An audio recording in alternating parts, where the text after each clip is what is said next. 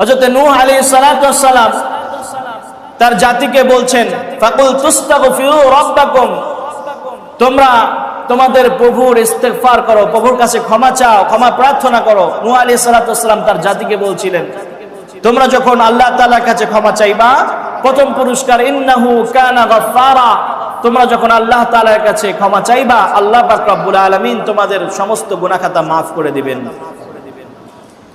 ইউরসিলিস সামাআ আলাইকুম মিদরারা, দ্বিতীয় পুরস্কার, যখন তোমরা আল্লাহ তাআলার কাছে ক্ষমা চাইবা, আল্লাহ পাক রব্বুল আলামিন তোমাদের জন্য আসমান থেকে মুষলধারে বৃষ্টির ব্যবস্থা করে দিবেন। সুবহানাল্লাহ বলবেন না?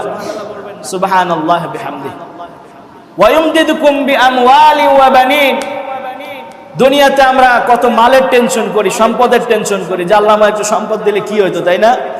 অথচ সম্পদ হালাল ভাবে উপার্জন করার পদ্ধতি আল্লাহ তাআলা বলে দিচ্ছেন। আল্লাহ তাআলা বলছেন, তুমি ইস্তেগফার করো বান্দা, তোমার সম্পদ আমি আল্লাহ বৃদ্ধি করে দেব। বলেন না সুবহানাল্লাহ। আল্লাহ তাআলা বলে দেখেন, ওয়া ইউমদিদুকুম বিআমওয়ালি ওয়া বানিন, আমওয়াল মাল থেকে, মাল শব্দের অর্থ কি আমরা যে বাংলায় বলি, ব্যবহার করি, তাই না? ধন সম্পদ, মাল বলি না আমরা সম্পদকে?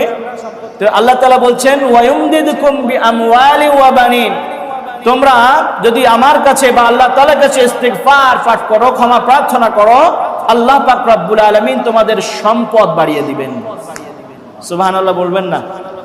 আল্লাহ তাআলা কি করবেন? সম্পদ বাড়িয়ে দিবেন। কিসের কারণে? কিসের কারণে? ইস্তেগফার। কিসের আমল?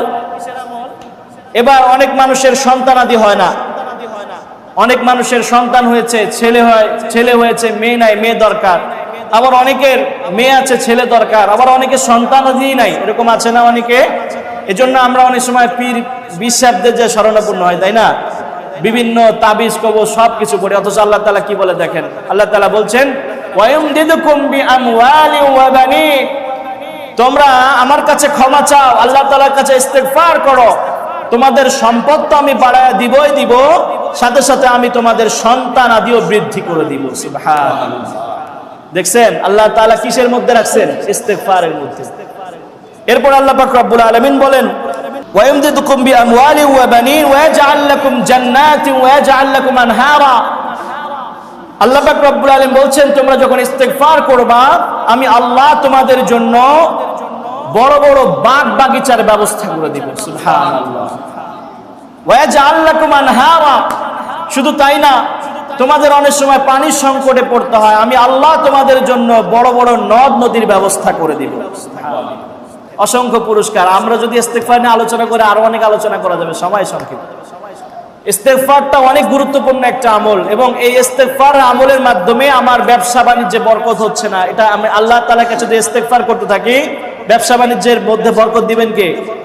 আমার চাকরির ব্যবস্থা নাই, চাকরির জন্য দোয়া করেন এবং ইস্তেগফার পাঠ করতে থাকেন, দেখেন এটা আল্লাহ তাআলা ব্যবস্থা করে দিবেন। আপনার পারিবারিক সমস্যা আছে, যে কোনো ধরনের সমস্যা আছে, সবগুলো সমাধান কে করে দিবেন?